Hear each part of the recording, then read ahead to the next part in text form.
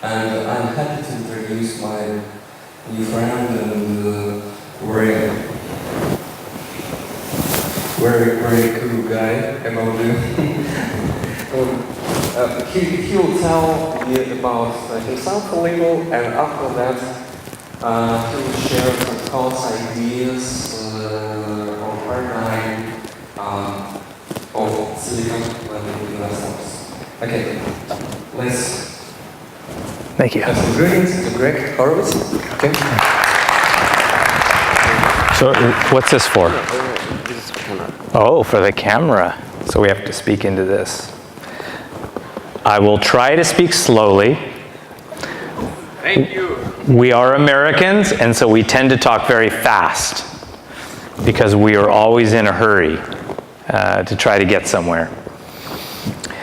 An interesting thing about being a venture capitalist is that we often see or think that our capital is not really worth much. It's a commodity because we can always go out and raise more venture capital for companies. What is a rarity is our time. And so we're always rushing to do things because we only have so much time. So I will do my best to speak slowly, but if I speak too quickly, just slow me down. Okay. Great, and I would offer to any of you, if you're starting to understand some topic or you think that it's very important and you don't understand everything what we're saying, just raise your hand and I will translate some topics of his speech. Okay? Not everything, but maybe some main. Okay? Do not hesitate to raise your arm down, raise your hand up, and ask to translate, okay? And your friend will have to translate. He'll tell you what I'm saying. There you go, raise your hand. I also tend to walk around a lot because I don't like standing still very much. So a little bit about myself. I'm born and raised California. I went to the University of California at San Diego, and I graduated with 3 degrees. Economics, biochemistry, and music. And a lot of people think that's interesting because they think I'm just a well-rounded person, and it actually was the fact that I couldn't figure out what I wanted to do when I graduated. So I figured that having several degrees would give me options. Because my parents wanted me to be a doctor. I wanted to be a musician. I grew up playing music, and that's really what my passion was.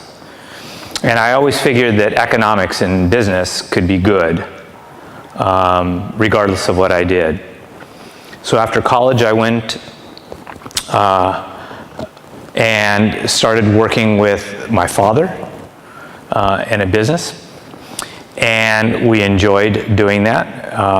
And we had a very traditional business. It was garment manufacturing. We produced military and police uniforms here in the United States, somewhat quite boring for a lot of you. And that business ended up growing relatively large. And the company at one point ended up getting sold to a company called Berkshire Hathaway. Now, how many of you have heard of Warren Buffett? Okay, so that is his company. And so I then had an opportunity to work within these Berkshire Hathaway companies and getting the good experience of how to build businesses. But where the interesting part of my story happens is that one of my mentors at Berkshire Hathaway had funded a software company in the Silicon Valley, and he asked me to run it. At Berkshire Hathaway, I was getting very bored. Only so much you can learn about uniforms.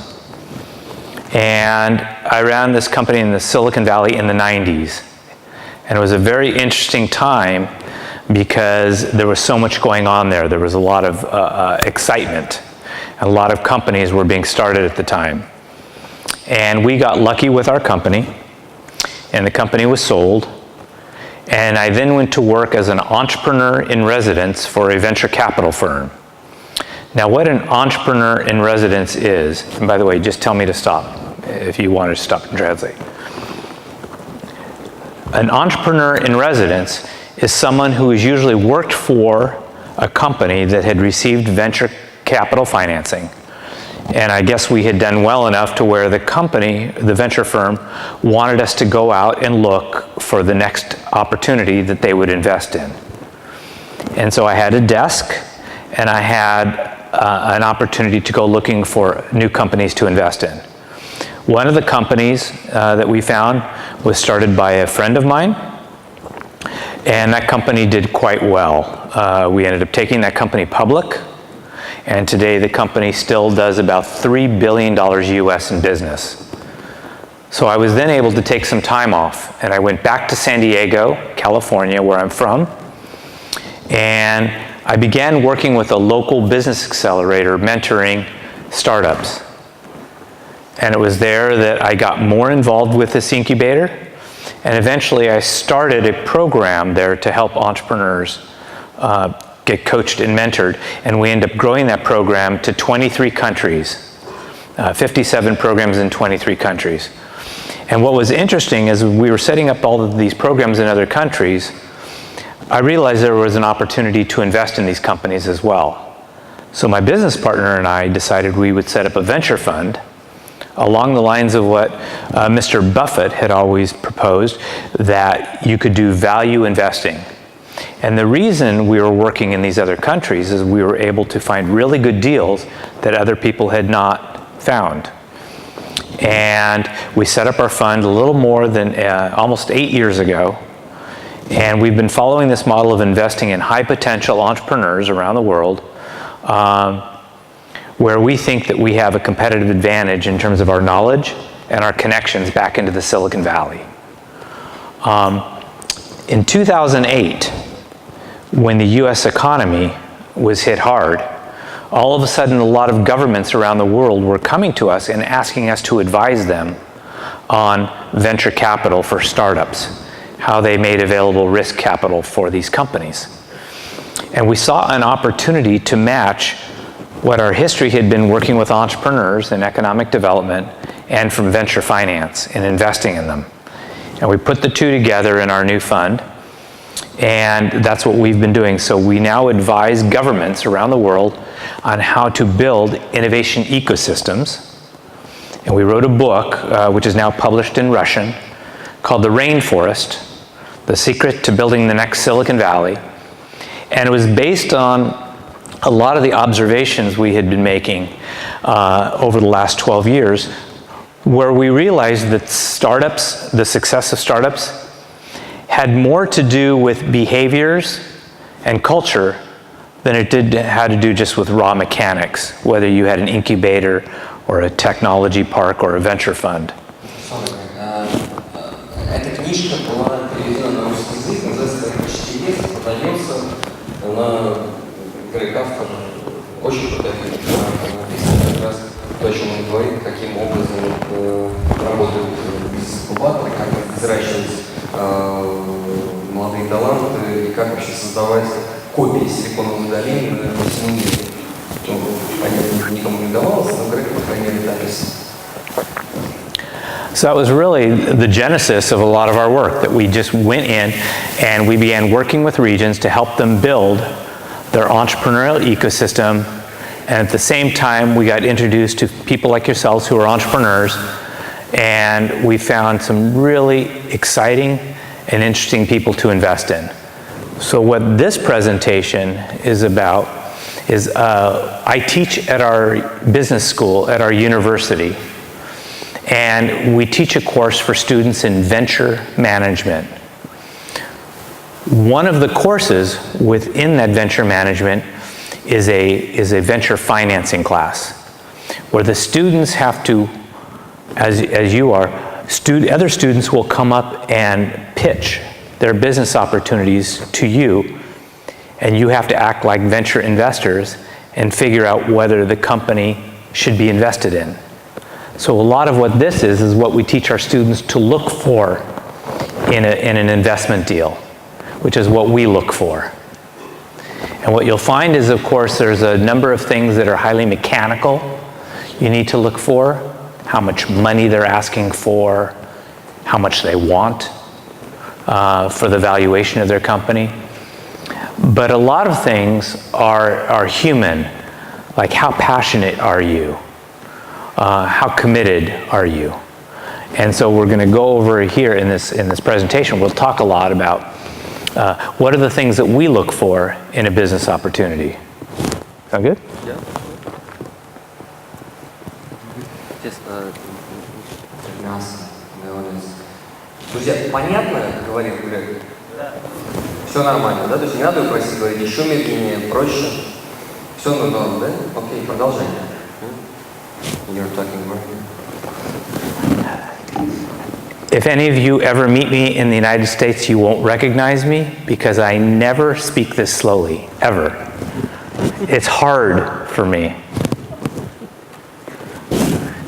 So we start off with, there's a difference between screening a deal and doing due diligence. Due diligence is the process where we kind of uncover everything about your business. And in the second part of what we're going to work on today, the business model generation, that really ties to what the due diligence is. Screening is just whether it meets our criteria as an investable deal. So as an example, every venture fund, when we decide we want to become venture capitalists and we decide we want to set up a fund, the very first thing we have to do is ask ourselves, what is the theme of the fund? What do we stand for? And every fund is different. Some funds want to invest in early stage companies. Some funds want to do later stage companies. Some funds want to invest in social media, and some funds want to invest in biotechnology. So you start off with what we call our thesis. It talks about what stage of company you want to work on, what areas of investment you want to work with, geographically where you may want to work. And once you have that theme, we then go out to a set of investors and we ask you for money to invest in us. And then we manage that money on your behalf. We are what is known as the general partner. You are what is known as the limited partner. And it's a wonderful partnership. And what we agree to, in general, and this is as a rule, is that we will get 2% of however much money we raise, we get 2% as our management fee. It's what pays our salaries and allows us to hire all the people who work for us. What you get is you get what is called a carry. And the definition of a carry is the equivalent of profit.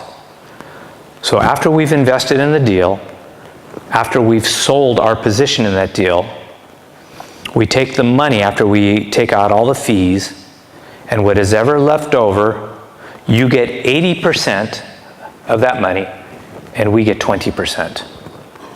So we get the 20% carry, you get 80%. So that's the way most funds work. So that's how we started our fund, and so the screening goes directly to that. Now this is a very busy slide, and I'm happy to provide these slides to you, so you don't have to try to memorize it. On the left-hand side are all the resources you're going to have at your disposal to look at an opportunity, and on the right are the things you're going to do with those resources. So I'm going to look at it on the screen here so I don't have to crane my head. So on the left, the things you're going to have to work with, of course, is your judgment. Now, what they say is that on average, it costs approximately $10 million US to train a venture capitalist. The reason is that's how much money he loses before he figures out what he's doing. Venture capital is a craft. It's not an art or a science. The only things you can learn in a book are about that much of it, because it's all experience-based. The only way to get good at it is by doing it. And that's why it's not only our judgment, it's our experience, and it's our networks. So if I don't know something, I can ask you for it. On the right, the things we're going to have to do is we're going to have to listen to your pitch. We're going to have to read your business plan. We're going to have to talk to the people who know you. We're going to reach out to your networks. We're going to visit you. And pretty much by the time we're done, we're going to know everything about you. We're going to know where your children went to school or where they go to school. We're going to know who your family members are. We're going to probably know who your friends are by the time we're done. Now, at the top of the funnel is the universe of opportunities. On average, we see approximately 2,000 deals per year.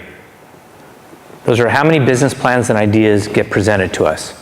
We don't look through all of those deals because immediately there are some deals that just are not of interest to us. And to be honest, some of that is just selfish. Some of them are just deals that just don't personally interest us. They're not necessarily bad deals.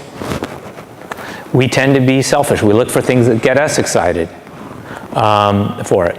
Maybe because we have some experience or knowledge with that company, but it may also be that it's something that just really excites us because of what it represents.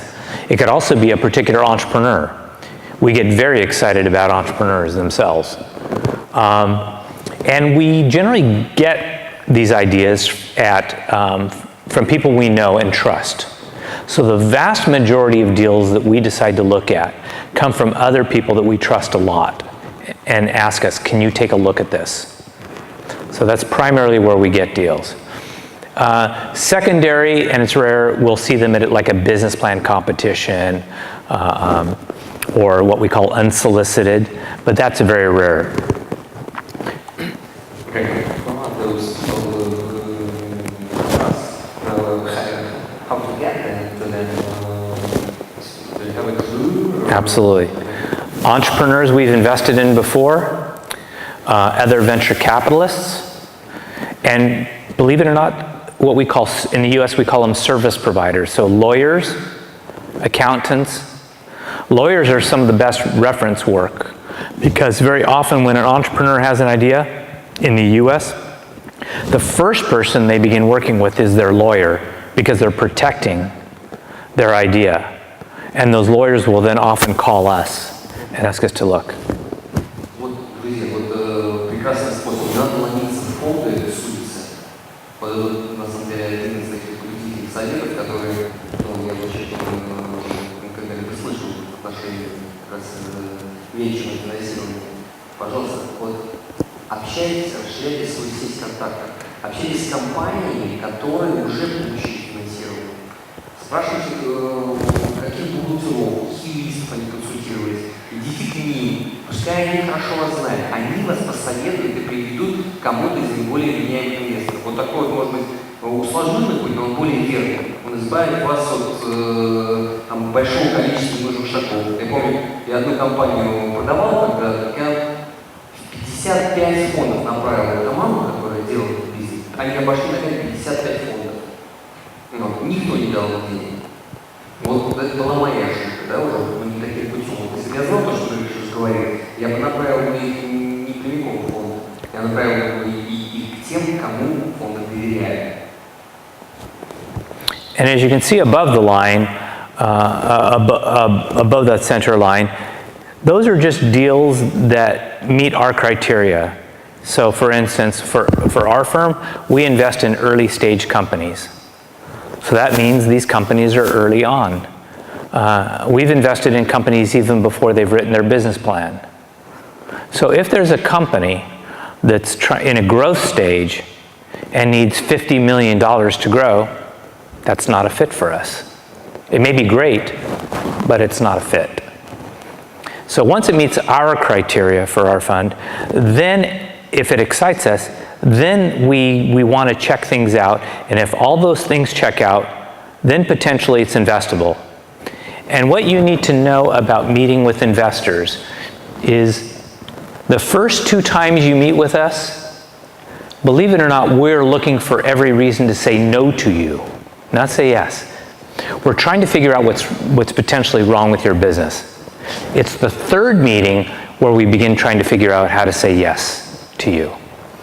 So as you'll see when we talk a little bit later, one of the most important attributes of a successful entrepreneur is persistence. To be able to stick with it. Because we're going to be hard on you, because we want to question as much as we can about the deal, because there's so many other unknowns that we're not going to see, that we have to make sure those things we do see are very solid.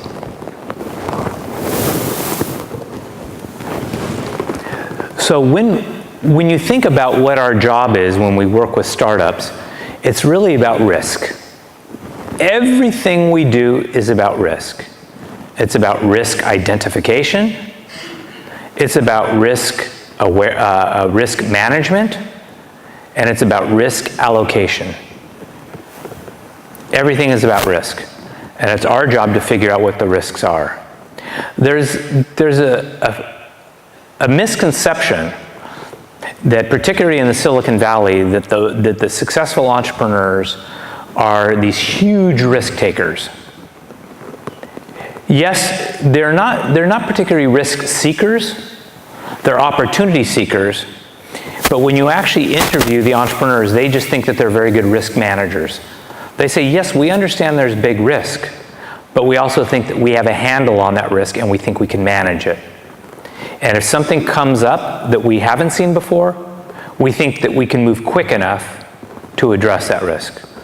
That is really what doing startup entrepreneurship is about. It's not about risk avoidance, it's about risk management. So we want to balance the risk of missing the next big thing with the availability of our time, managing our time, and of course we want to make money doing it. And hopefully we want to make lots of money doing it. Now in a typical venture portfolio, if we have 10 companies, one of them will do really well. Maybe another 2, 3 of them will do okay.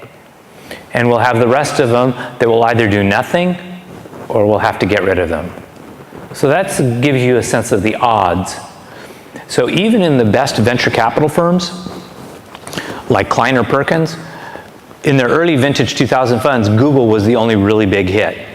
But you only need one Google to make everybody very wealthy. So you're really kind of swinging for the fences on that.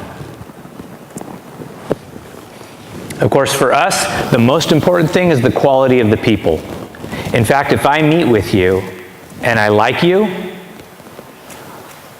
the first thing I'm going to do after we finish our meeting is I'm going to check up on you. I'm going to look in LinkedIn and see who I know that may also know you. I'm going to call everyone that may be associated or might know something about you, and that's going to be the first thing I do. I'm not going to do diligence on the opportunity, I'm going to do diligence on you. Because if I can't fall in love with you, I don't want to fall in love with the opportunity. Okay? So a lot of people may have it differently, but I've got to fall in love with you. In fact, when we score our opportunities, we rank them, we give over 50% of our score just to the entrepreneur and the management team. So just be aware of that. And of course, the other thing is how it fits within our portfolio, not only whether it's a fit for what we like to invest in, but venture funds are typically 10 years long, which is completely arbitrary. We figure that's how long most investors, that's the length at which most investors will wait before they get impatient. Go ahead. Я хотел бы обратить ваше внимание, что вот второй раз уже третий всплывает крайне важная тема для каждой вашей команды, это нетворкинг. Да? То есть, по сути дела, то, что думают о вас люди, ваши партнеры, поставщики, клиенты, это самым кардинальным образом влияет на ваш бизнес. Потому что люди, у которых вы придете просить деньги рано или поздно, может быть не сразу, может быть потом, они будут, как Грег сейчас сказал, они будут спрашивать у всех про вас. И будут общаться и спрашивать вообще, ну вот человек адекватный, ему можно доверять, он вообще вот там понимает, что делает, что говорит и так далее. Поэтому, друзья, вот устанавливайте контакты, поддерживайте их. Вот это крайне важно. Вот у меня есть один знакомый, который встречается со мной по графику 1 раз в год. Ну, все, у него там в календаре стоит, он пишет: Дим, ну, слушай, вот один раз в год там, мы с тобой встречаемся, и мы обедаемся. И обмениваемся делами, как дела у нас, там, что произошло и так далее. И после каждой встречи какую-то выгоду извлекаю я и он. После каждой. И это называется рабочий нетворкинг. Вот я не такой, я не могу там распланировать, условно говоря, там, не знаю, там, 1000 своих знакомых и каждый день с 3 из них обедать. Ну, так приблизительно не получится. Вот, но вполне возможно, что это подходящий путь. Можно выбрать, не знаю, там, 20-50 человек, крайне важных, то есть, которые являются для вас, может, открывающими двери для каких-то возможностей. И прям по графику звонить, встречаться, общаться, не преследуя при этом немедленно какой-то выгоды. Просто для того, чтобы о вас помнили, о вас знали, для того, чтобы в нужное время такие люди, как Грег, узнали бы о вас что-то хорошее. Это такой совет практически. Now also because many of you are of the Gen Y and millennial generation, your social profiles are going to be absolutely critical. So I would advise all of you to pay very close attention to how others will perceive you if they see kind of your social face. Это Грег переводит то, что сказал. It's exactly what I told before on Russian, and it looks like you translating me. Oh, sorry. No, it's okay. It's just funny. Because we pay attention very close to that. So this is what our scorecard looks like. It's not important what all the various questions are. You just need to know that we do have a process, because so much of what we do is gut feeling, it's intuition when we look at opportunities, that we have to be sure to balance that intuition with some hard data gathering. And because for many investors, that's not the way we naturally are, we force ourselves to be very disciplined to do that.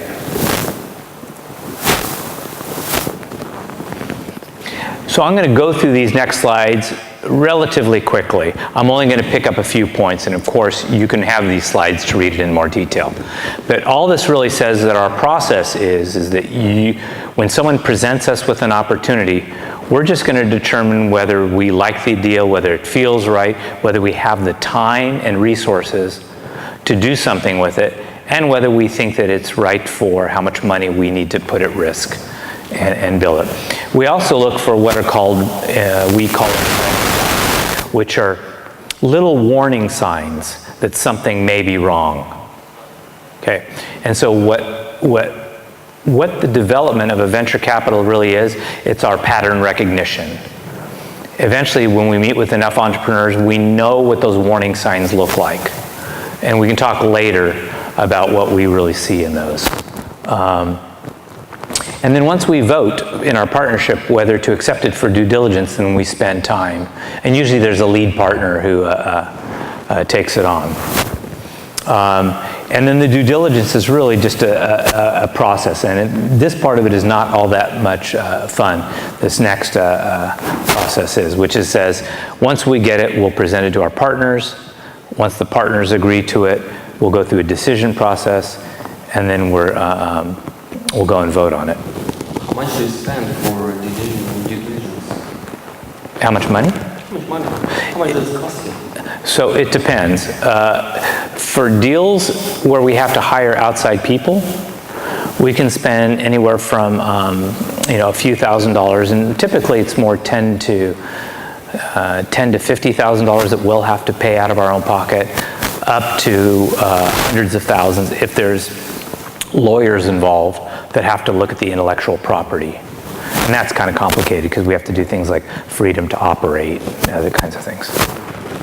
Ну, на что еще обратить внимание, что вот, даже процесс обследования, который называется due diligence, он очень затратный, ну, вообще для фонда. Но если повернуться и рассмотреть с другой стороны, насколько для вас это затратно. Ну вот Дмитрий Огородов, такой журнал, издатель, по-моему, 10 журналов, там, один из известных, свой бизнес, вообще журнал проходит. Вот, и Вот он все время сказал мне, что просто юристам за то, чтобы получить финансирование от одного шведского фонда, только юридические компании, Бейкер Маккензи, он заплатил $100 тысяч. Вот только для того, чтобы заключить договор с фондом. Уже после того, как они сделали due diligence. Поэтому вот здесь, когда вы пойдете искать деньги, вы просто так для себя в голове держите, что это с момента, как вы начнете об этом задумываться, и к тому моменту, как вы решите, что вы готовы уже искать деньги, до момента получения денег пройдет от 6 месяцев до 12, то есть приблизительно там в среднем это занимает месяца 9, и будет стоить вам минимум $50 тысяч. Минимум. Это так, если вы решите сэкономить. Да. Due diligence – это глубокое исследование. Ну, то есть это вот когда третья сторона какая-то заинтересованная в вашем бизнесе. Может быть, не обязательно венчурный капиталист. Это может быть банк. Это может быть ваш потенциальный партнер. Это может быть компания, которую вы продаете. То есть, там не обязательно прям вот фонд какой-то. Вот. Вот вы приходите к ним и говорите: вот слушайте, я зарабатываю там $100 тысяч в месяц, чистой прибыли. Они говорят: супер вообще, верим на слово. Вот. Значит, говорите: у меня 20 миллионов посещений моего сайта в месяц, да, там, или там, 30 тысяч автомобильных покрышек я продаю в квартал. Ну не важно. Они говорят: вообще базара нет. То есть все ровно, все нормально, вот, очень круто. Но если в конце концов они заинтересуются вами, вот тогда они и скажут: окей, ну давай отвечать за базар, подтверди это все. И они будут искать в ваших документах, в ваших клиентах, в ваших данных, в первичных документах. Будут рыться, сидеть неделями. Для того, чтобы подтвердить, что действительно так. Что то, что вы сказали на первых встречах, вы не обманули их. Что действительно все соответствует вашим первым словам. Окей? Да. Нет. Нет. Нет. Это их затраты. Они покрывают всю прибыль, которую они рассчитывают получить, продав потом часть акций вашей компании. Нет, просто они, нанимая аудиторов, адвокатов, там, юристов, они защищают свои интересы как фонды, и их задача все риски, там, ну, условно, свои минимизировать и переложить там ответственность на вас. Да? Ваша задача, себя защитить, да, чтобы как-то выровнять ответственность. Поэтому вы должны сами затратиться на своих юристов, которые будут, условно говоря, составлять этот договор. То есть есть их затраты, есть ваши затраты. Окей? Ну, приблизительно. Так вот, очень грубая оценка для какого-то. Вот, вот для сравнения, Дмитрий тогда привлекал 2 миллиона евро. Вот он затратил $100 тысяч только на юристов. Ну, вот, чтобы понимать сопоставление сумм. Да, так. Okay. Great. And because we're going to be covering so much content, I'm going to be skipping over some. So don't think that it's because I don't want to tell you, it's just because we have too much. Because normally this particular one would be an entire class just on its own. The objectives. So there are different kinds of investors. There's those who are investing purely for financial gain, which is us. There's others who are investing because they want to do good by the community. So those are economic development. So for instance, there may be a seed fund here in Moscow, and the job of these funds from like the Russian Venture Corp company and others are there because they want to build Russia's capacity for innovation. There's others that are trying to leverage a particular institution's capability or a company. So a corporation investing in an opportunity is doing so because somehow that company is going to add value. Then the company they're investing in is going to add value to the big company. And the last one is because they're just philanthropic. So foundations and others are doing it because they believe that this is the right thing to do. And we see this a lot in social innovation. Things that want to kind of change your community. This again is a busy slide. This is the scorecard.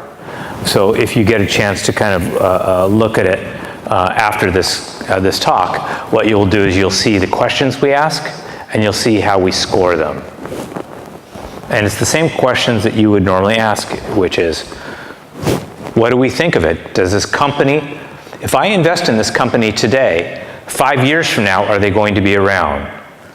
What is their competitive advantage that will allow them to stay around, as opposed to someone else copying what they're doing?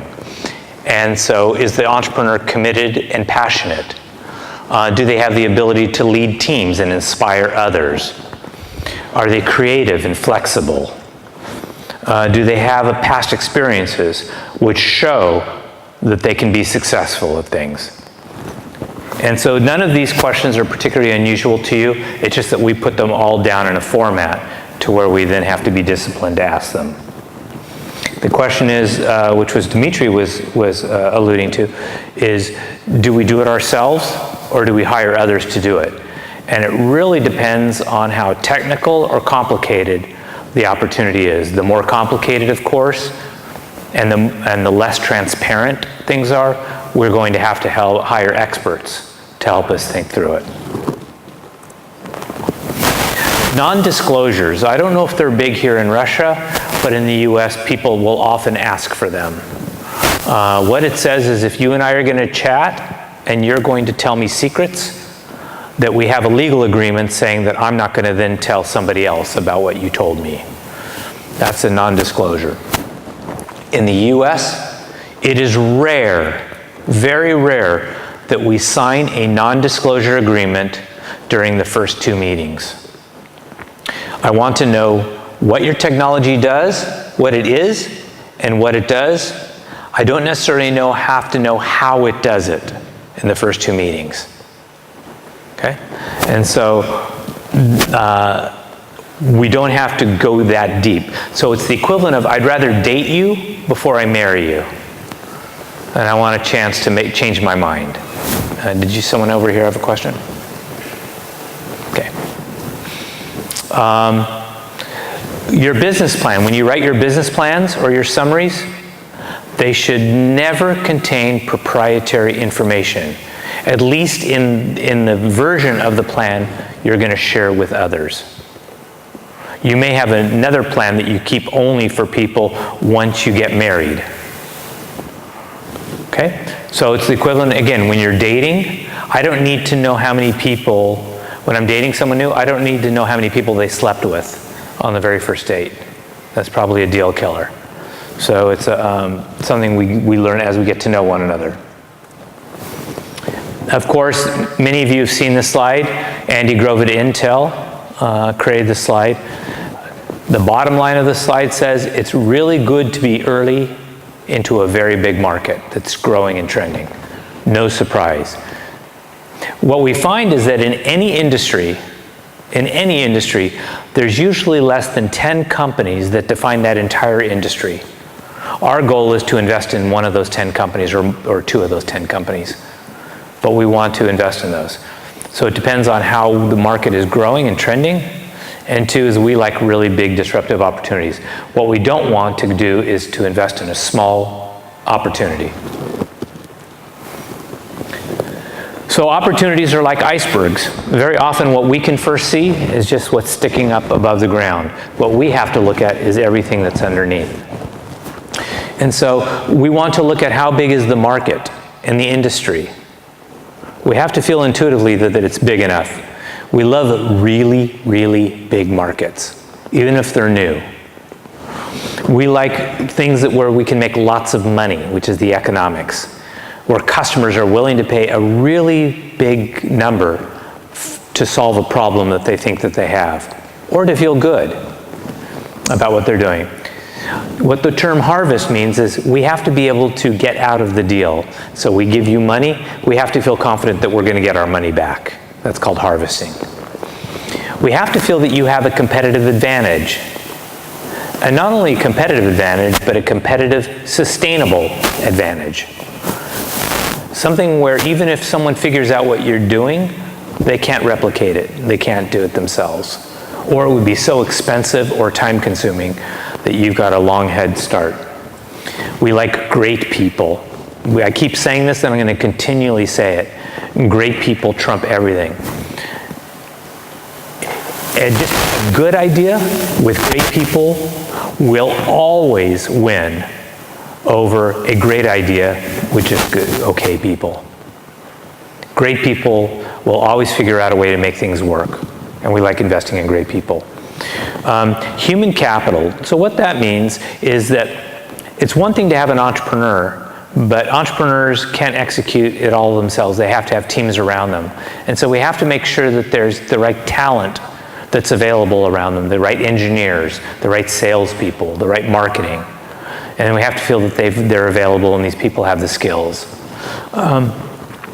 We look for, as I said, fatal flaws, these critical issues. One of the questions we ask is, how many miracles have to happen? And if there's more than 3 miracles that have to happen in your deal, we're probably not interested. And you'd be surprised at the number of deals that look perfect going in, where you end up finding that they're not. And we can talk a little bit later about what those critical red flags might be. And of course, certain personal criteria, which means just things that I happen to like. I happen to be a very big fan of 2 things, which we invest in. One is, I'm a big fan of what is called biomimicry. And you may have not even heard that word, or bioinspiration.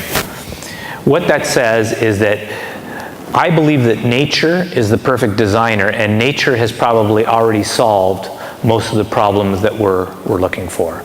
So as an example, one of our portfolio companies, a husband and wife had discovered some little prehistoric shrimps that during times of drought, no water, they could go into suspended animation and preserve all their DNA for over 100 years. And then when water became present again, they could come back to life. These scientists were able to synthetically reproduce this, and now we have a technology where we can store any kind of a biologic, blood, protein, DNA, at room temperature without ever having to refrigerate it. So it's a huge opportunity. Whoops. This is one of the more important slides you're going to have to look at, which is, this is what you as an entrepreneur are going to have to satisfy to us. And you'll see this mentioned again in a few slides, but when you come in and pitch to me, there's 3 questions you have to answer. So write these 3 questions down, because if you can't answer these 3, you're not going to get a second meeting. And by the way, the purpose of your pitch, your first pitch, really the only purpose of it is to get the next meeting. Кто не знает, что такое pitch? Все остальные знают, что такое pitch, да? Окей. Это вот pitch будет у нас на следующем занятии, первый pitch. So the 3 questions you have to answer. Why you? Why now? Who cares? Okay. So the first problem that you have to solve is, you have to solve a big problem. Okay?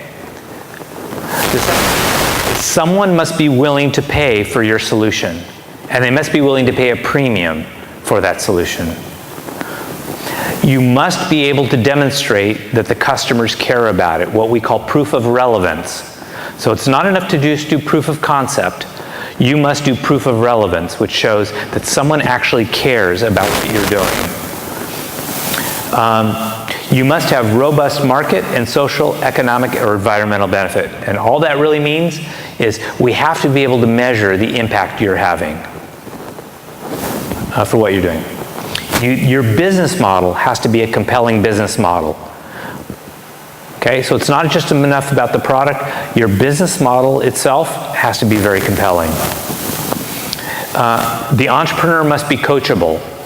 We walk away from more deals because the entrepreneur is not coachable, because they think they know everything or they want complete control of their company. The timing and the exit have to align. So we can't wait 30 years to make money. It has to come quicker. We have to feel that the resources necessary to grow the company, whether it's talent or other capital, have to be available. And then finally, it just has to have the right risk-reward balance to it.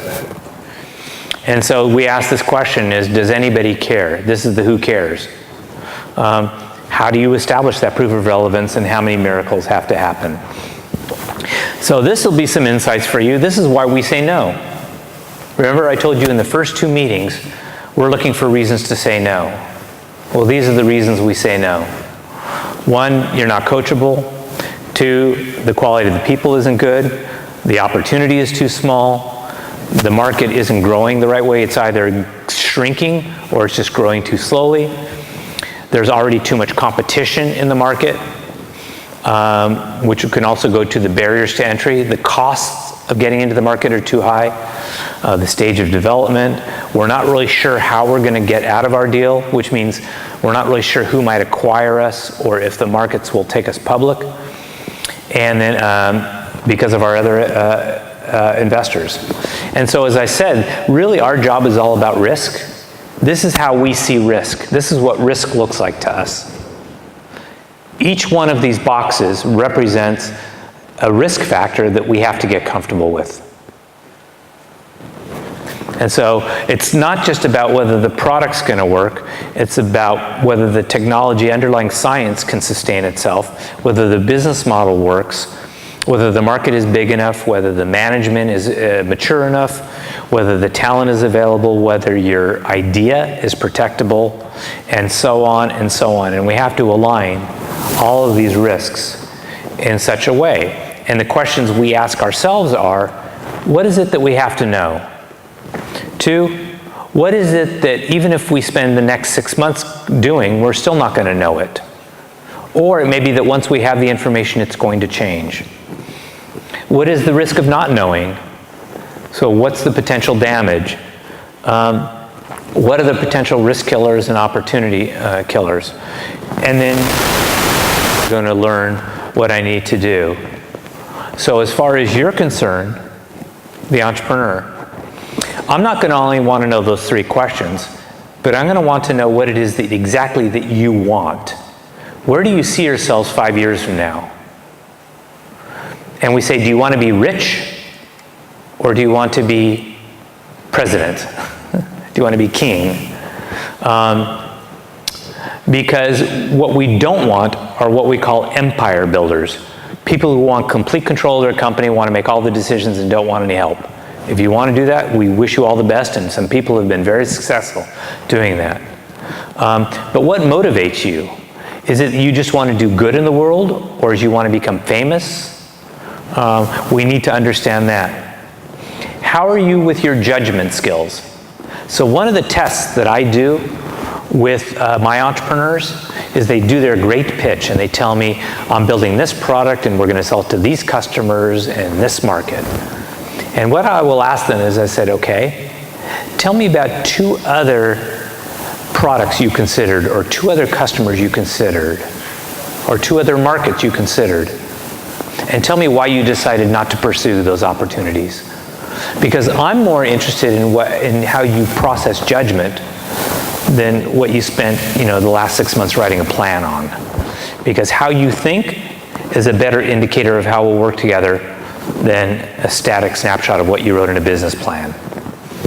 Are you a good communicator? I was telling Dmytria yesterday when we had lunch that I believe that the single most important skill that an entrepreneur needs to have is the ability to tell a great story. It's the one thing that differentiated Mark Zuckerberg, Elon Musk, Steve Jobs, Bill Gates. They're great storytellers. Larry Page. The first time you meet Larry Page from Google, I didn't have a clue 3/4 of the things he was talking about. But he was so impressive the way he told it that I wanted whatever it was he was selling. And it's the same thing with Steve Jobs. Steve Jobs could get you to buy anything. And so being a great storyteller goes a long ways towards being successful. Because you not only have to be, if you tell a great story, you can build a following, people who will come and work for you. You'll be able to get investors to invest in you, and you'll be able to get customers to buy your product. I also want to see how committed you are. I want to see if you're optimistic. I love people who are optimistic, who wake up every morning believing they can change the world. But I also love people who have productive paranoia, and you may need to translate that. But a productive paranoia just means you're always looking over your shoulder, wondering who's coming after you. But you use it in a way to drive your company forward. Are you ethical? Are our beliefs aligned? Can you execute? But can you also delegate? We've decided not to invest in a number of companies because we learned that the entrepreneurs were very competent and very, very good at what they do, but they could never delegate decisions. And that was a problem. And are they resilient? In other words, if they get hit with bad news, do they have a tolerance for bad news? Or can they come back? The management, I'm going to spend less time on this because we invest in pre-management companies, but we look for teams. If teams are, we like teams with proven track records, people who've done it before. For us, though, it's not necessary. We like good leadership ability and the ability to build a team. But if I had to say there's one single weakness in 90% of business plans that we read, it's the competitive analysis. This is one area where most companies fail. And the competitive analysis doesn't mean who's just making the same product you are. The competitive analysis means who competes for the mind share of your customers, who competes for the talent that you're going after, who competes for the investors, who competes for the key relationships, and understanding what role does culture play. And the reason I put Baidu up there is because Google went into China, and of course Google had the dominant technology, but yet Baidu, which is the Chinese version of Google, won, because culture played such an important role in the adoption of the new technology that many US companies can go into a market even though they have superior technology and still not succeed. That last statement, do you have the ability to warp gravity, just means do you have the ability to change people's established mindsets? Can you make people see a different future or a different reality based on your product, which is what Steve Jobs was able to make people do? He not only made you want an iPhone, he made you absolutely love it. And he made you feel bad if you couldn't have it. And it was a whole fanaticism that most other companies could not understand. These ones we don't need to get into for this particular talk, because these now get to the very detail-oriented, which is when we look at the markets and we establish how big the markets are. We look at the big macro-level markets, which are the trends that are going on, and then we look at all the micro, which is who's the first to market, how do you make money in each individual customer segmentation. Very often, if you are truly a disruptive entrepreneur, the market that you're going after doesn't yet exist. So when Google first presented and said, we're going to create a search engine that is going to organize the world's information, and everyone's saying, how big is the market for that? We don't know. It doesn't exist yet. So it's fine not to have a defined market if it doesn't yet exist. That's why the investors who invested in it said, we just know it's big. We're happy with that. So there's a difference between a pre-established and going into a known market or pioneering into an unknown market. That question of the intensity of the problem, whether it's an aspirin or a vitamin, what we mean by that is we like to solve big problems, things that people really hate doing or that people feel an intense pain for, because people are willing to write a check for that. If you just give them something that's nice to have, you may or may not do well, but there's too much unknown. In your business model, how are you going to test your hypotheses, your value proposition, and then this next one is another test that I do of the entrepreneurs.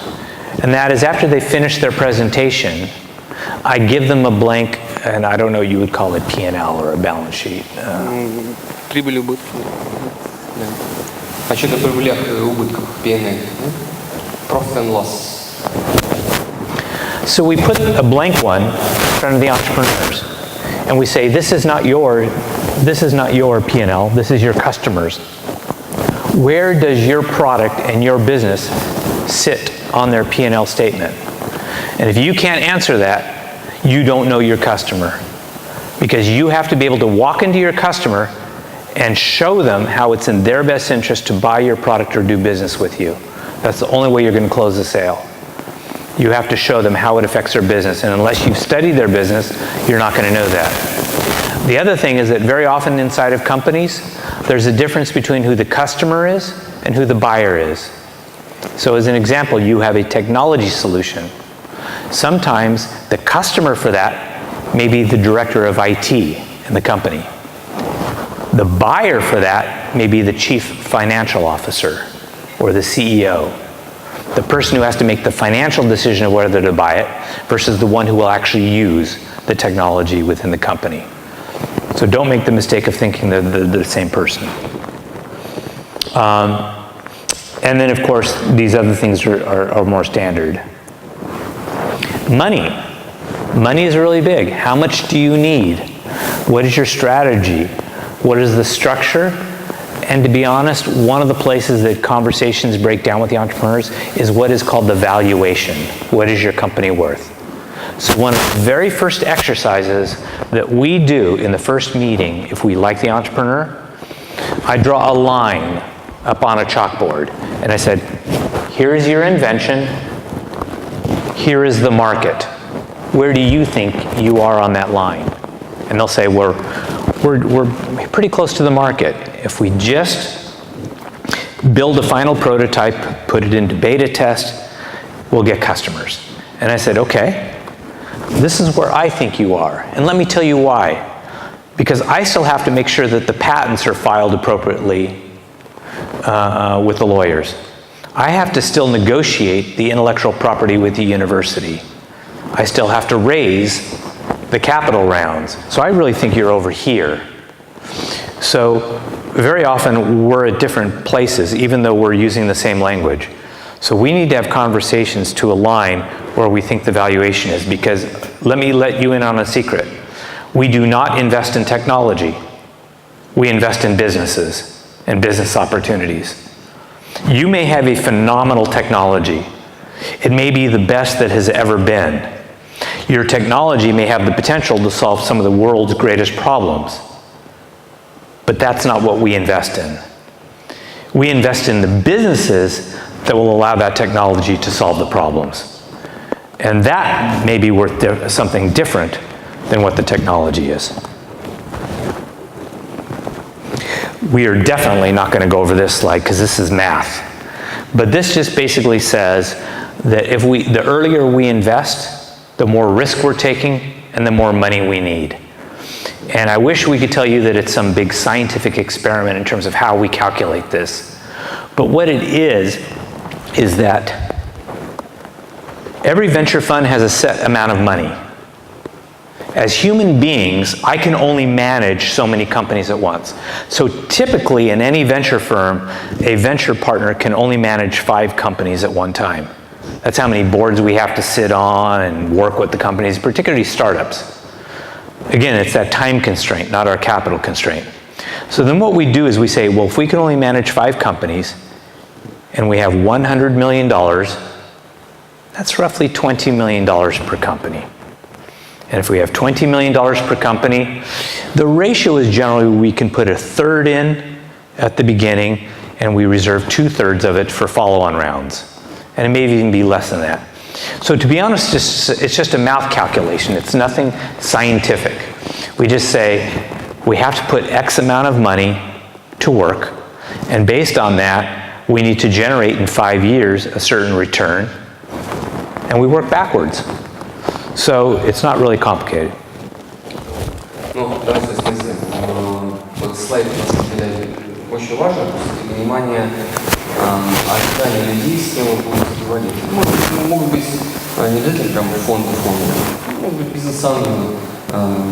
Но вот что важно здесь, что ну, по сути дела, после того, как вы сделаете первые продажи, получите вот первые самые подтверждения того, что ваш продукт нужен хотя бы там 3 идиотам. Их обычно по-английски называют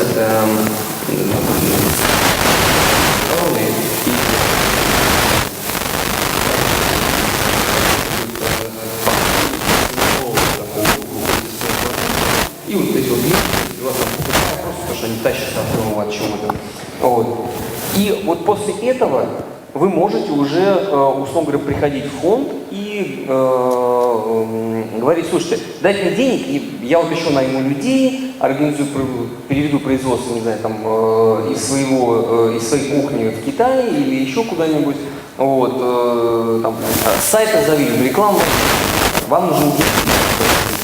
Так вот, понимаете, что человек, который будет считать, будет ожидать от вас 60% годовых, с учетом того риска, который он готов на себя взять. И вот та вот колоночка крайняя, она как раз говорит о том, что вы должны ему убедить, показать, что в течение 5 лет ваш бизнес вырастет в 10 раз. Относительно, конечно, там не 3 идиотов, вот, а относительно какой-то точки, которую вы сможете достичь там своей силы. Вот. Но крайне важно, честно говоря, я потом эту презентацию выложу с разрешения Грега. И запомните, это очень простая и очень четкая позиция. И чем дольше вы протянете в своей компании без внешних денег, без больших вливаний, тем дешевле вам обойдутся деньги. Потому что эти проценты, 60-50-40, это будет означать та доля компании, которую вы отдадите внешним инвесторам. Чем ниже ожидаемый риск, тем ниже их ожидаемая доходность, и тем меньшую долю они попросят у вас. Okay? And I'll leave this to your next class to do, but this is just the math behind what I was just saying. It's just an example, and of course you guys can do this when you get to your finance question. What is a fair valuation for a technology venture? Again, not all of you are interested in technology or high tech or healthcare, but typically it's in the range of 3 to 5 million. And we call our series by letters. So the Series A is the first professional round of financing. But yet, very often before the Series A, there's what's called a pre-seed or angel round. And angels are usually people. In fact, this is all the formulas behind it, so I won't go into that now. So the next area of risk is the product risk. So have you built a proof of concept? So assuming that you have built a proof of concept, the question is what stage is that really? So is it just your idea that you've got, or have you actually built a working design or a working prototype? And if you have built a prototype, have you then tested it in the field, in the real world? How is it held up? And how much functionality does it have? So one of the technologies that we've just recently invested in, which is actually shipping next week, it's a little USB, but it's a secure fingerprint reader, and it will have all of your passwords on it, completely encrypted and password protected. So you don't have to remember all of your passwords. And it will even work off Bluetooth, so you don't actually have to have it plugged in. You just put your biometric in, read it, and then put a password, and it remembers all of your passwords for what you're doing. Well, we started by building a prototype that only had 50% functionality to see if it worked. And we shipped it to customers to get feedback. But now we have one that has a 100% functionality. So that's when you know you have a real business. If you invest in the area of technology, intellectual property is really important. That you have an idea that is so unique, we want to protect it. Because that's what will allow us to sustain our advantage and keep others from copying us. So it's no accident that companies like Microsoft and Apple consistently are filing patents, because those patents allow them to do things that then allow other people not to do it. These are some resources you can use for a class. One of my favorite ones is the very first one, which is if you have to read these patents, how to read one in 60 seconds. It just basically tells you what part of the patent is important. So the market traction for what you're doing is how are you gaining in the market? Are there customers already using the product? One thing we like about things like crowdfunding is the crowdfunding is a validation of customer traction. If people are willing to give you a check before you've even shipped the product, that's a customer validation. Are they waiting to use the product? Are people talking about them? So are people mentioning what you're doing in their blogs? And that's one way to really help your customer traction is if you write and you create a lot of awareness and buzz about your product. 10 minutes to finish. Perfect. We're not going to do this one because this really applies to healthcare, which is the regulatory environment. The go-to market strategy, which is how do you reach the customer? How does the customer know about you? How do they buy from you? And then this is all the research you have to do. So as entrepreneurs, as you develop your ideas, you come up with your ideas, you have to do research. This is another very difficult part for entrepreneurs to do, which is their market research. As students, you often have access to certain kinds of databases that a lot of people don't, because universities will give them to you. So these are just areas you can find good research, which is everything from thought leaders to industry databases to conferences. Of course, Google is fantastic. And then there's a lot of subscriptions that you can do. Capital risk is a big one, which is if we put our capital down, what are other things we could have invested in and how efficient is the company with the capital? What are you going to use the capital for? If you're going to buy yourself a jet, it's probably not the good thing. And then how's the economy doing? And so this is how we finally score your business. So the management team will get up to 45% of the score, and then all of the other things follow. We're going to look at your balance sheets and your projections. And by the way, the only thing I know when I read your financials is they're wrong. They always are. So what's going to be more important to me about your financials is the page immediately following your financials should be what's called an assumptions page. And what that will say is, what were all the assumptions you had to make when building your financials? Because how you think is more important than what you put on that page. Okay? Мы будем как раз этому учиться, наверное, через 2 занятия. Потому что вот эти вот страницы assumptions, то есть ваши гипотезы и предположения, относительно которых вы будете строить финансовые модели, то есть рассчитывать структуру затрат и структуру своих доходов. Вот это крайне важная вещь, и вот Грег говорит, что, я опять же там сам этого не знал, да, то есть я всегда думал, что, предположение предположениями, ладно, например, от числа всех посетителей сайта 1% согласится на платную подписку. Одно из предположений, скажем, там, для интернет-стартапа, да? Почему 1? Сможете ли вы обосновать, что это 1%? Есть ли аналогичные какие-то компании, которые делают тоже 1%? Может быть, кто-то делает 2, кто-то делает 0,5%. Но каждое из этих предположений вы должны будете, пока там, мне объяснять, но вообще в дальнейшем по жизни вы должны уметь обосновать, почему вы поставили такие цифры. Да? Не просто от балды, знаете, как посмотрел вот так вот в комнате. Okay. So this is the final process. This is how this all comes together. The first thing we're going to do is we're going to read the business plan, which is actually your business model. I'm not a big believer in business plans. I believe in them for the exercise and the discipline. I think that they're wonderful ways of collecting all of your thoughts and all of your assumptions and putting them in one place and then figuring out a way to test them, which is really what the business model is. And in the next exercise we do, we're going to talk about business model generation. But probably one of the best business books I've ever read was a book called Sun Tzu's Art of War. It's not technically even a business book. It's a book on war. And what Sun Tzu said in there is that no battle plan ever survives first contact with the enemy, which is another way of saying no business plan ever survives first contact with the customer. So that's why these things have to be highly dynamic. But the process of getting people together and having conversations and testing your ideas is important, which is what we're going to do next.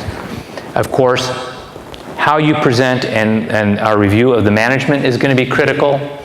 We're going to visit your business. We're going to see where you work.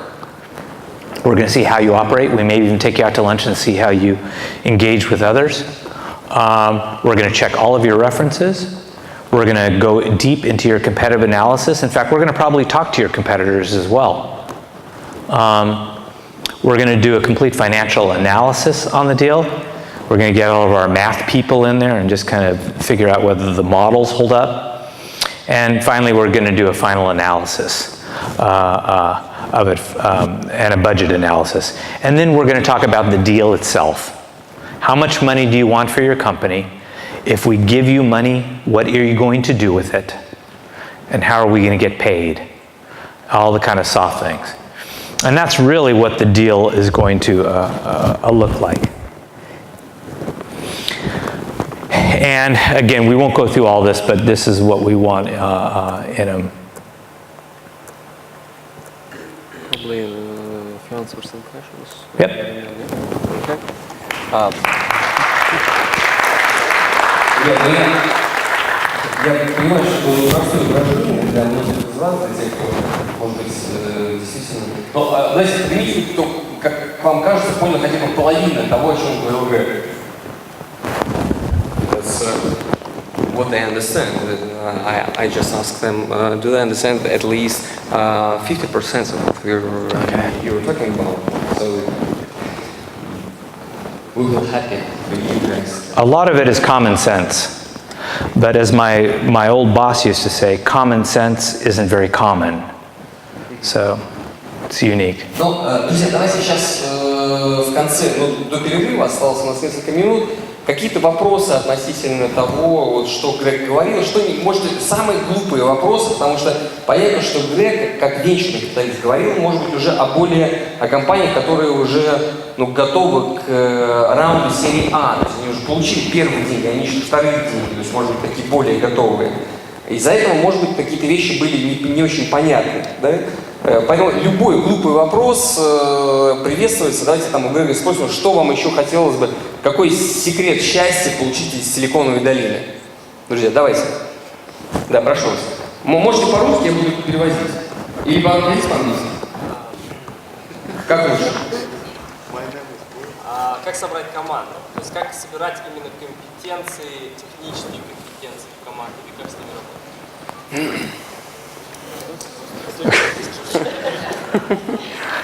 Ну ладно, переводи. Is that a hard one? What do you think? How to gather the team? How to define the necessity of the technician skills? How to manage them? Well, it's a question about team building, because the guys are looking for maybe roles inside their teams, and that's why he asks about how to collect, where to seek, how Great programmers, great thinkers. Yeah.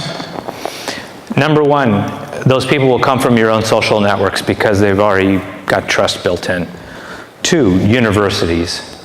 So when we look for talent, the first place we go is to universities, looking for them. Three, sometimes we'll look on LinkedIn.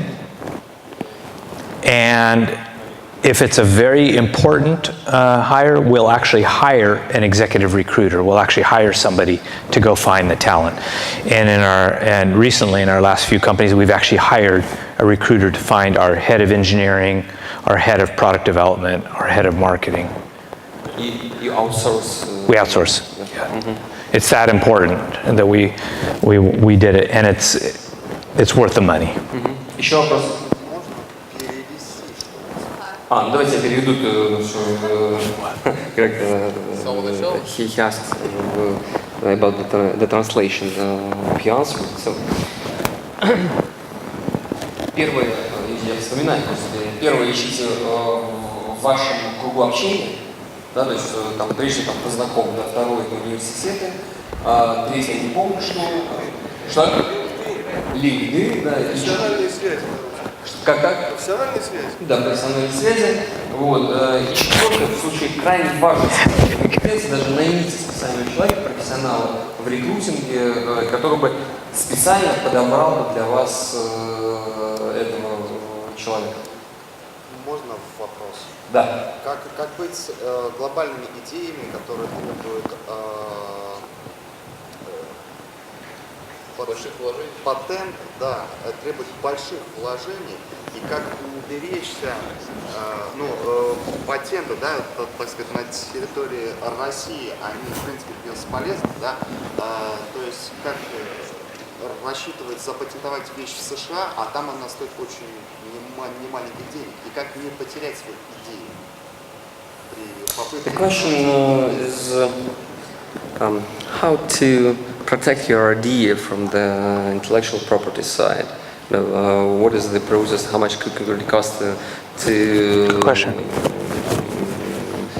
To make the application for U.S. territory? Excellent question. Very good.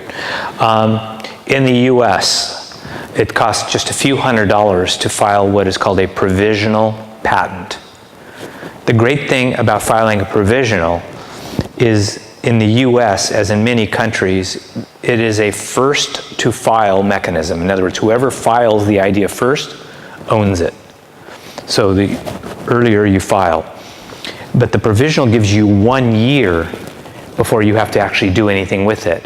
And during that year, you can continue to add claims and things onto that patent. And it's only a few $100s.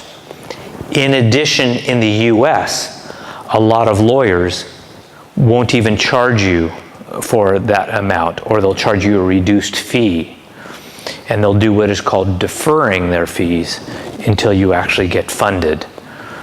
Because not only are the venture capitalists the ones who invest in companies, the lawyers invest, the real estate people who give you free space or discounted space also act as venture investors.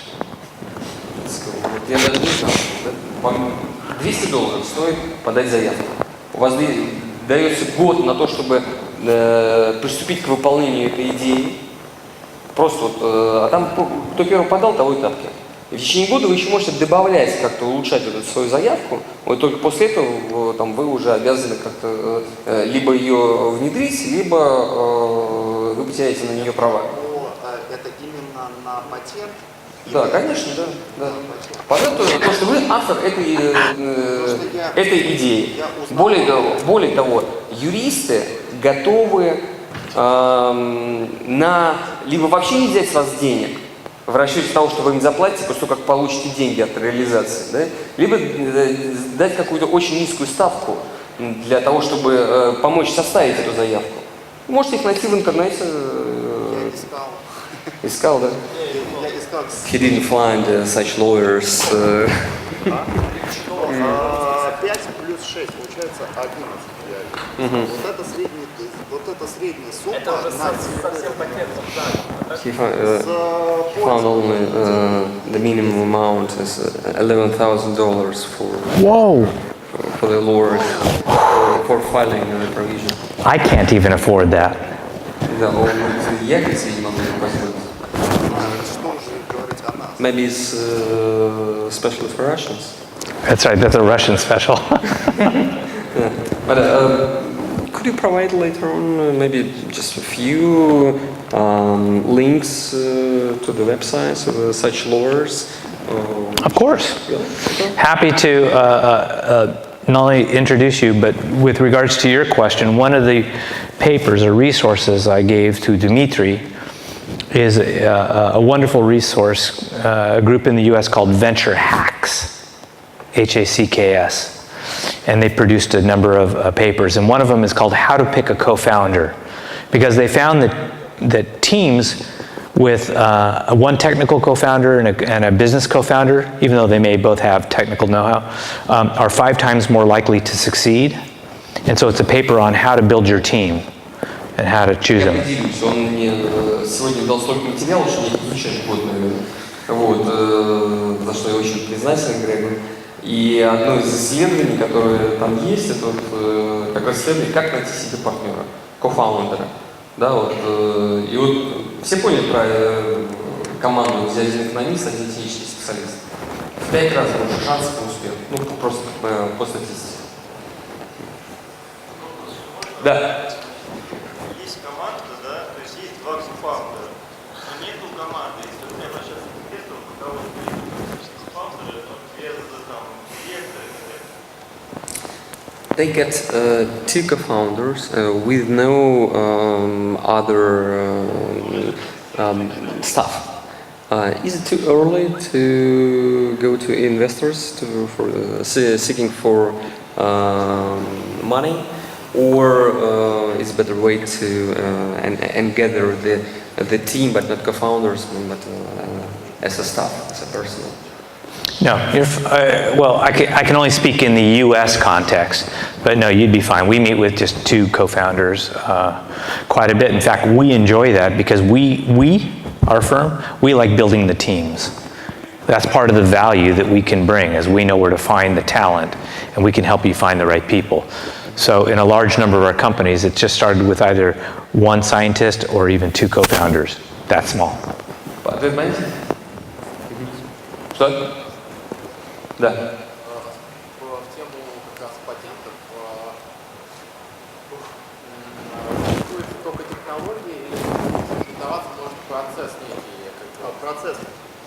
Ну, давайте, это там вопрос. Мне интересно американское такое мнение, не российское. Ну, это не мнение, это же там легкая вещь. Некий опыт человека.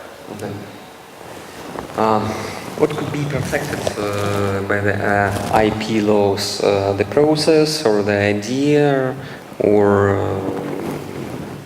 Good question. So one is called composition of matter, materials. No, that's one. Один из. 2, certain process patents. But the key rules when you apply for patents, 1, is it obvious? So you can say that you have some secret idea, but if to others it may be incredibly obvious, you won't get it. The other one is what is called prior art. And all that prior art means is that someone else has invented something similar enough to where they can't give it to you. So you can get composition of matter, you can get certain process patents. You cannot patent an idea. Cannot? You cannot patent just an idea. There has to be something physical that you do that's unique about what you physically do with it that has to be protectable as opposed to just an idea. Можно перевести второй пункт, по первому понятно, что за Идею патентовать нельзя, можно патентовать процесс, только то, что вы физически делаете. Если это очевидная вещь, вот, ну просто такого, на уровне такого здравого смысла, вам откажут в патентовании, ну то, что это могут делать все. Это уже готовые вещи или еще требуется? Нет, это не важно. Если это очевидно, может додуматься вообще там любой, и это очевидно всем, да, там, obvious, да, слово очевидно. Вот, ну, вам откажут. И второй момент, это то, что если ваш процесс, такой know-how, да, вот, который вы пытаетесь создавать, кто-то сделал уже похожие вещи, то есть, он говорит, вы вносите незначительные изменения в уже существующие патенты, вам тоже откажут в патенте. А как произвести поиск тех патентов, потому что в принципе год это огромный период. Открытая база данных. Нет, пожалуйста, ищите, да, ну что там, он же даже презентация, там есть ссылки прям на эту базу данных, ищите. Окей. Еще вопросы, друзья? The other part of intellectual property is what is called trade secret. So that's your ideas. And so the best intellectual property strategy is where you have a patent and you have another patent, and between the two is what is called trade secret, which is something only you know, but you're not willing to tell people. That is called a picket fence strategy. And the reason that is good is because when you write a patent, the entire world now knows what you just did. And now they're all trying to, if it's a good enough idea, they're going to try to figure out how to go around it. So if you also have this trade secret, then it's going to be much more difficult. Вот это очень прикольная вещь. Я сам этого не знал. Понятно, что, условно, представьте, что вы придумали какое-то уникальное ноу-хау. И здесь жадность борется с осторожностью. Да? Потому что, с одной стороны, вроде хочется это запатентовать, чтобы никто не повторил, вот, а с другой стороны, не хочется всему миру рассказывать об этом. Потому что как только подадите патент, весь мир узнает о том, что вы это изобрели. Поэтому вы делаете патент на кусочек, на второй кусочек, а потом говорите, вот это мой коммерческий секрет, trade secret. Да? Это коммерческий тайна. И ее никому не рассказывается. И вот это самая эффективная стратегия защиты интеллектуальных прав. Потому что он говорит, как только вы расскажете всем, в чем состоит полностью ваш процесс, все в мире тут же, если это достаточно перспективно, начнут искать возможность обойти ваш патент какими-то другими способами, сделать то же самое и добиться того же самого результата. Но если определенные функции будут выделены... Не, ну это уже искусство патентования. То есть здесь вот в общем виде это выглядит так.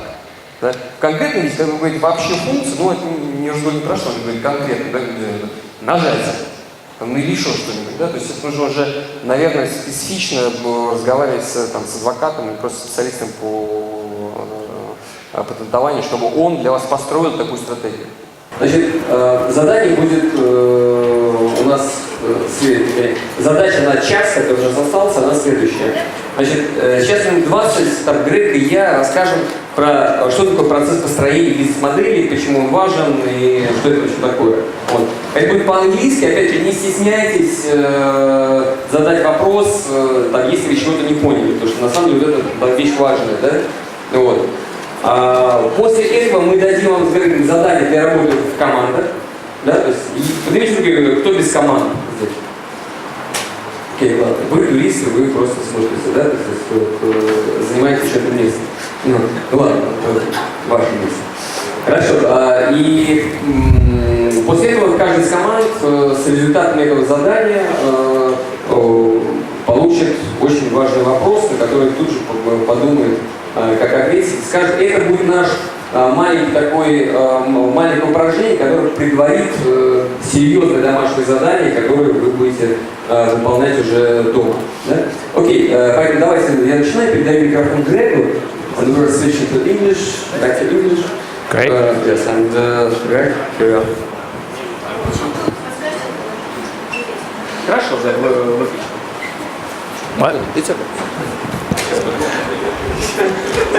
I love this tool. I've been using business modeling with my students for several years now. What's interesting about the business model generation process, it was crowdsourced. Although Alex was teaching this, it was actually after he met Eve and eventually Patrick Vanderbilt, that they actually generated the book called The Business Model Generation. Okay. У кого книжка есть это? Да, покажите всем, да, ребят, вот, да. Вот. Да, вот эта книжка у меня настольная. Я, правда, ее пару лет не открывал вообще, вот, но просто я ее хорошо знаю уже, мне уже, может быть, и не надо, да, но вы найдете там столько полезной информации относительно бизнеса вообще. То есть я регулярно пользуюсь идеями, которые там заложены, даже не в контексте этого инструмента. In fact, there's an iPad app you can download where you can do the canvases and create little stick-em notes all on your own. It's called the Business Model Toolkit. No, in the U.S., I think it's $20 or something like that. I don't know. But if you look in the Business Model Generation book, you'll see that there's like 40 authors, people who wrote this. And so it's a kind of a dynamic book. The reason I like this is because I've never been the greatest fan of business plans. I think that they're wonderful in terms of the thought process you have to go through, but once it's written, it's completely useless. Because as I was saying in my last talk, no business plan ever survives first contact with the customer. So the reason we do a business model versus business plan is you have to ask yourself, so what exactly is a business model? Well, it's really just your way of articulating how you're going to create value in what you're doing. Why anyone's going to care. And the last thing we said, there's 3 questions you have to answer, which is why you, why now, and who cares. That's exactly what this tool does. And what's also great is when I teach my students in the venture capital class at our university, we actually use the business model as a way of doing diligence on the businesses as well. So the reason this is important is because it helps you understand what the critical elements to make your business successful are, but more importantly, as you develop it, if there's any flaws in your business model, it'll make them very apparent of what you're going to do.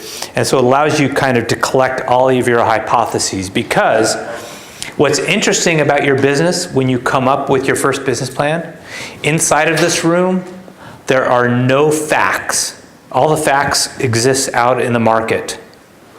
The only thing you here have in this room have guesses. You have a guess about what the customers will buy, how much they will pay for it, how valuable it is to them, and how sustainable and growth-oriented your business is. And the only way you're going to test it is out in the market. This is just a place for you to begin putting it. So just as in an artist canvas, the business model canvas is just a sheet.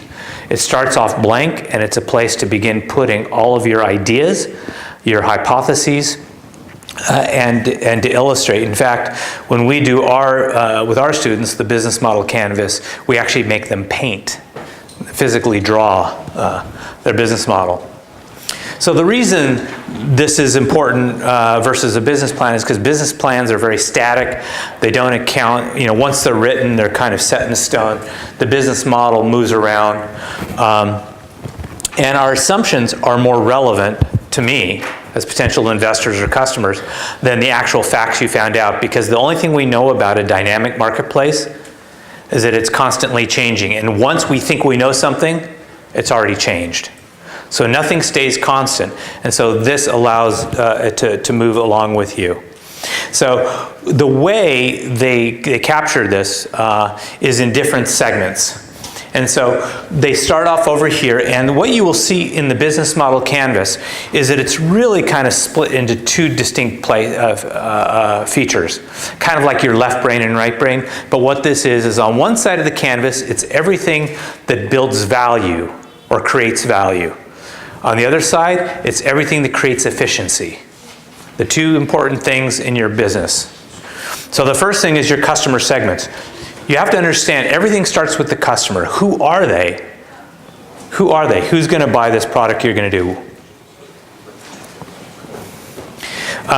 What the value proposition? So you have a set of customers with a need. The question is what are you going to offer them that they're going to perceive a value to them? And how do you know if they care? How are you going to reach? So there's channels in between your value or what you're doing and your customers. And the question is, how are you actually reaching your customers? The next thing is, what relationships are you establishing? So what's really important is you've got a delivery mechanism, but that's just static. What we find about business is that all interaction in innovation is human-centric.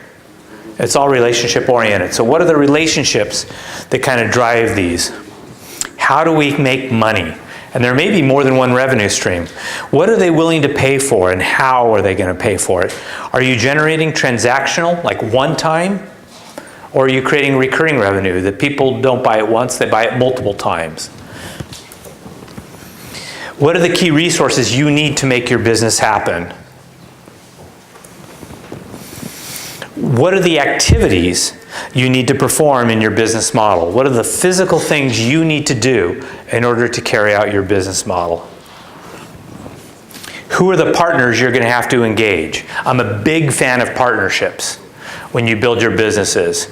It's rare today that anyone can actually do things alone. These partners eventually become your customers. They become your acquirers, but they also become your new knowledge that comes into the business.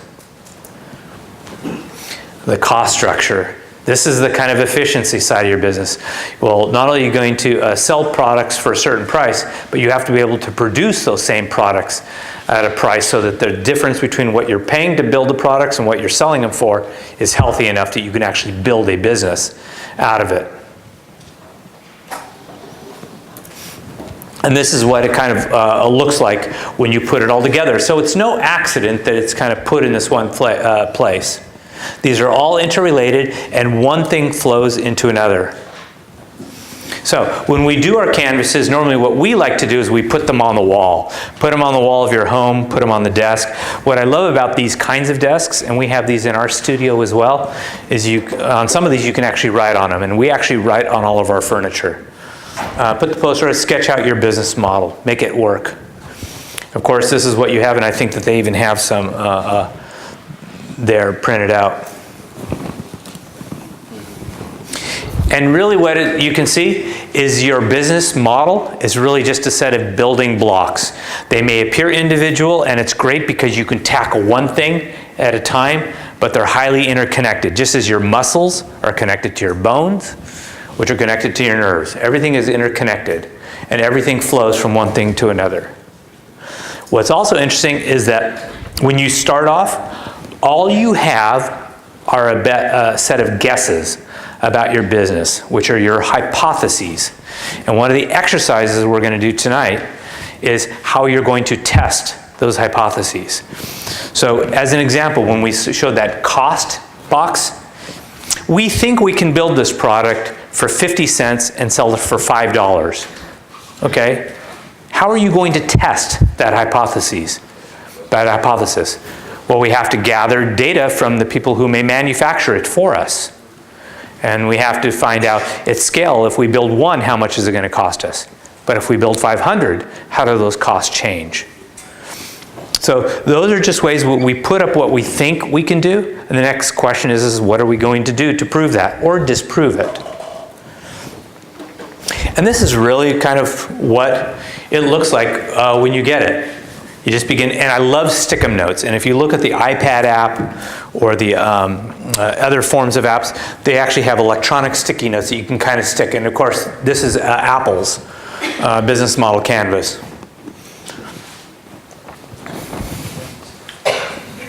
We can go do it more. And as I was saying, that just as in our brain, there's a left and right, although they've now proven that that's not quite the way it works. There's things that are highly logical and that make sense, and there are things that are highly emotional and can be rational or irrational for what we're going to do. What was interesting with Apple is that we had a lecture, a very famous CEO who got up and said you should only build products that people need. And I completely disagreed, because Steve Jobs, no one needs an iPod, no one needs an iPad, no one needs an iPhone. There's lots of choices of what you need. You may need a phone, you may not need an iPhone. The thing is, he found a way to make you not only want what he had, but to fall in love with it. And to fall in love and be emotionally connected with it in such a way that the switching costs, the thing we saw on the previous slide, the switching costs are what is it going to cost to move you from one product to another product. They were so high that recently in California, we launched the new iPhone 5S a month ago. People were lined up a day ahead of time to buy these phones, even though they had an iPhone 5. And there's really very little difference between the two phones. But people wanted it because people do things to make themselves feel good, but more importantly, they were going to feel bad if they didn't have it. That's a wonderful business. So as I said, the left side of the canvas is efficiency. The right side of the canvas is everything that creates value for what you do. So One of the most important things about building a business is what we call pattern recognition. So you often see entrepreneur pitches that say, this is, well, one of our new companies. We have a new company that we just added to our portfolio. And the way they pitched it to me, it's where eBay meets bandwidth. You know, your cell bandwidth. We immediately got it because it was such a simple pattern for us to put in our brain. We knew what eBay was. We knew what bandwidth was. We were able to connect them. And basically they created a trading platform for unused bandwidth from carriers so the carriers could resell the bandwidth to other customers who needed it at peak times. It's a beautiful model that we're doing. So when you have models that you can explain very concisely and predictably, it goes to a different part of our brain. So when we're, one of the people we bring in to do training for our entrepreneurs is the head of training for the US Navy SEALs. Now, you'd wonder what the US Navy SEALs have to do with business entrepreneurs. But what it is they're trained to deal with comfort, to get comfortable with chaos.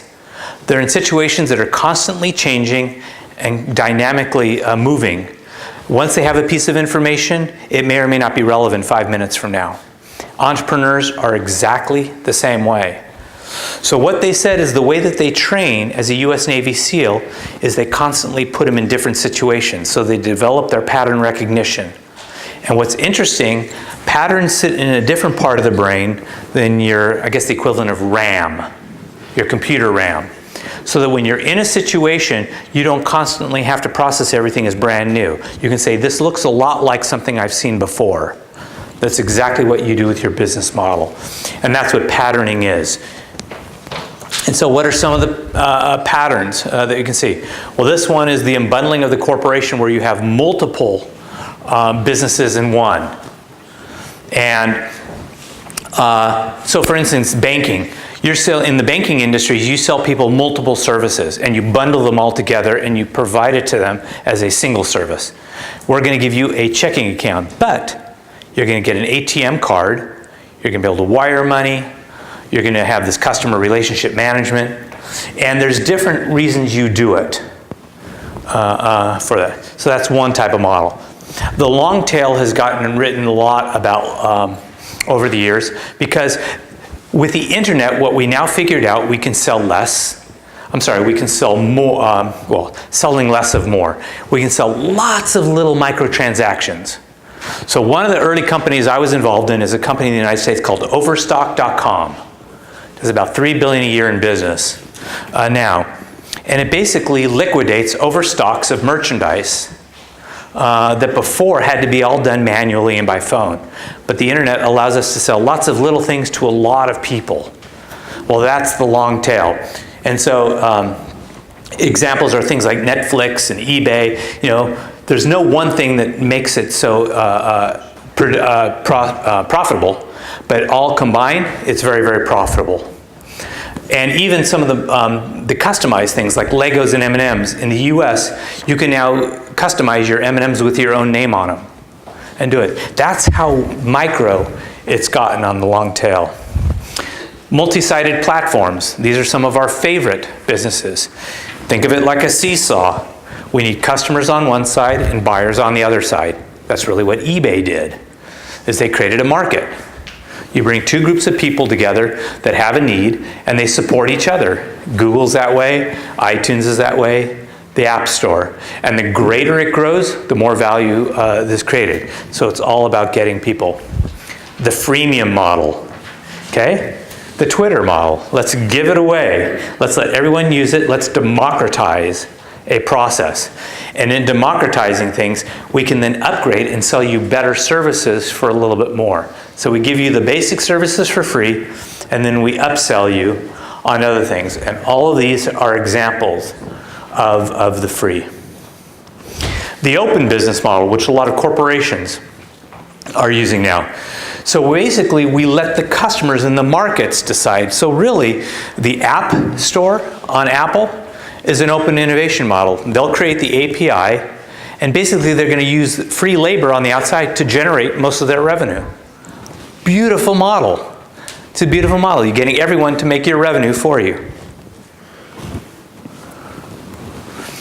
The next step is after you've figured out what pattern you may or may not look like. We look a little like this or a little like that, or we look like a combination of the two. The next thing is how do you actually design your initiative. And how many people of you have seen this map before? It's called the empathy map. And what you do is you put yourself in the middle of this. And you said, if I was standing in a room where people knew about my product, what would I hear? What would they think and feel? Or what would I think and feel about what they do? What would I see them doing? And what would they be saying and doing? Empathy is the greatest predictor of how people will buy and use your product and how much they'll fall in love with it. Will they connect to your product? And ultimately it comes down to, can you feel their pain and can you feel their gain? And so you actually create these empathy maps for it. And even with the business model, this is an additional thing you can create. You've done ideation in the class before. I think it's a wonderful way for which you start. And this is just a lot of different ways of how do we begin thinking creatively about each of those boxes. It's not so much brainstorming, but it's how do we begin thinking more creatively about it rather than just coming in with the set assumptions, set ideas, and sticking with those. How do we make sure that we're encompassing all the ideas? Everything from, so what the lateral thinking at the Atlassian FedEx Day, it wasn't Google who came up with this idea, it was a company called Atlassian in Australia. And they started by giving people on Thursdays the day off from their regular job. But what they had to do that day is they had to think of something that they were passionate about and that mattered to them and they had to work on it. But the next day they had to come in and talk about it. Okay? And the reason they called them FedEx days is because they had to deliver overnight. And what was interesting is this is the same process. Google liked it so much they took it. And that's where Gmail came from. Gmail was not a product that was on the roadmap for Google. They created it because they got their people to think about something that had absolutely nothing to do with their job, and it came back as a product. The what-if scenarios, the storyboarding, scenario plannings. How to tell your story. So if you look at the canvas as a way to tell a story, in Hollywood we create storyboards. In fact, when I teach my storytelling class in my class, we bring down the people from Pixar Animation. And they come in and they teach people how to draw storyboards like they do in the movies. We do the same thing for our entrepreneurs. How to use the business model canvas to tell your story. First of all, you'll give life to the intangible. Because a bunch of words on a paper mean nothing to me. Because people think in words and emotions. They do not think they think in pictures and emotional context. They do not think in words. So the question is, how do you take the words you've put in and somehow give them life, make people care about them? And then of course there's your strategy. Now, the business model canvas is wonderful because it can sit here, but it doesn't exist in a vacuum. There's a whole world that exists around your business model. There's trends that are happening that you have to be aware of. Everything from technology trends and regulatory trends, society trends. That's really what Apple and Facebook really captured on, were the society trends. Socioeconomic trends. In China, a lot of the new businesses are really targeting these new middle class that are being created. These are the trends that wouldn't necessarily be captured here. There's a marketing analysis and market forces that are being created. There's larger macroeconomic forces. And then of course there's particularly industry forces. And the question is how do you then use all of those within yours? And of course you've all seen this, the SWOT. The strength, the weakness, the opportunities and threats. It's really how do you use these to your advantage when creating your model. Now believe it or not, the business model generation canvas actually came out of this, what's called Blue Ocean Strategy. And the Blue Ocean Strategy was really just a simple visualization. It basically said, for any business, you have to create value, but you also have to manage a business and drive costs. And where the two intersect is really the value innovation. And this is where your business lies, or your business opportunity lies.